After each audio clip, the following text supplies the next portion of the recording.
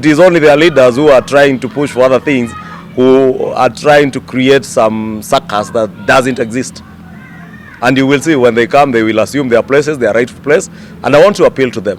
Kenyans have moved on. Kenyans want to see them holding this government to account. And that is what the people who voted for them expect of them. They don't expect circus. They want to bring either to the National Assembly or to the Senate or to any of our assemblies, even the county assemblies. Just come play your constitutional mandate and your role as the minority, and we will join you to work together to make sure that there is accountability in government. That, because we are all members of parliament, we must hold government to account. And I want to invite my colleagues and my friends from the minority side to play their role in oversighting government, in holding government to account, and to support the agenda that will move this country forward. Thank you. The majority is about numbers. And I think even our friends from the other side of the political divide know they do not have numbers. And you remember we asked them if indeed they had the numbers. Where were those numbers when we were voting for the speaker? They have a speaker. They had a speaker candidate in the National Assembly. We had our numbers intact, and the same numbers persist. They could not even marshal numbers to field a candidate in the Senate. Therefore, when we say we have the numbers, it is because numbers are indisputable. Numbers are things you count, 1, 2, 3. And therefore, we just need to count the numbers. I'm sure you've heard them talk about legally we have the numbers. And I heard the former vice president yesterday talk of legally numbers. There are no legalese numbers and numbers. Numbers are numbers.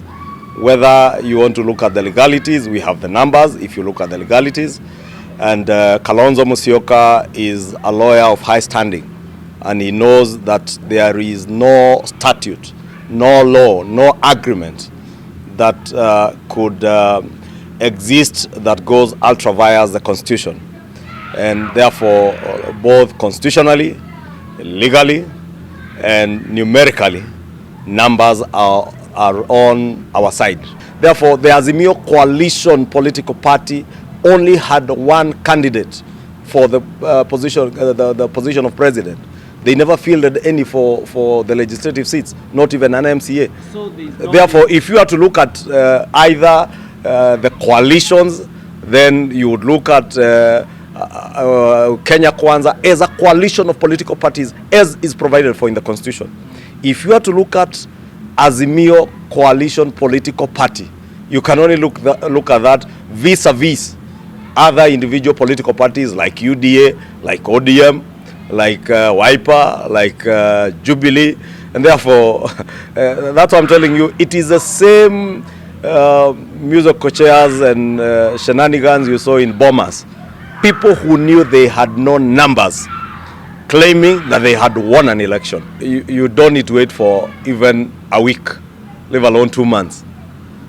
You just need to interpret the Constitution as it ought to be interpreted.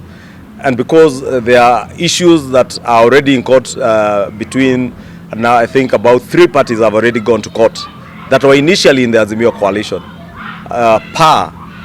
Chap, they left Azimio way before the elections.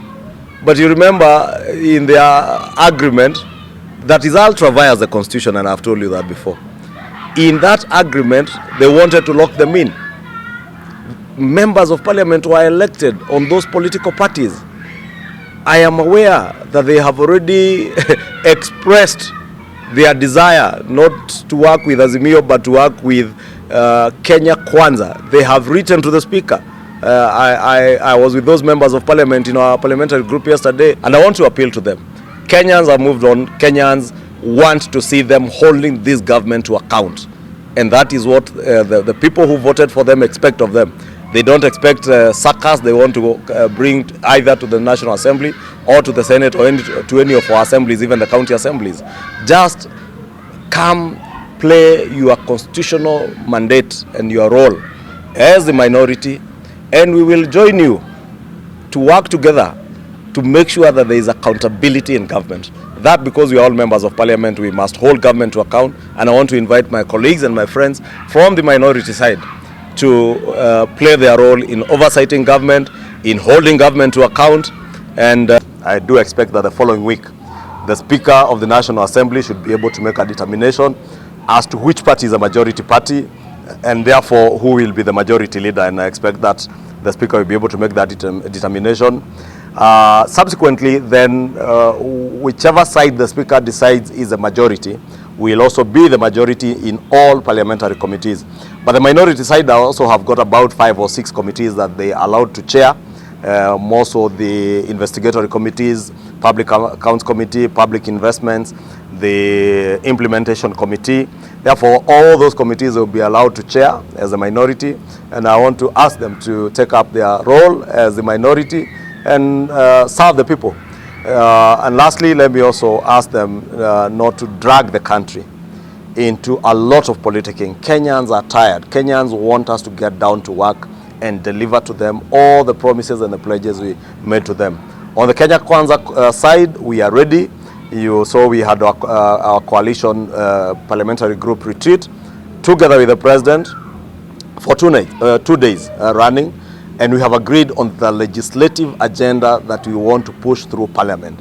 And I'll be asking even our colleagues on the minority side to support that legislative agenda, because it is an agenda that will work to transform lives and improve the lives of our people who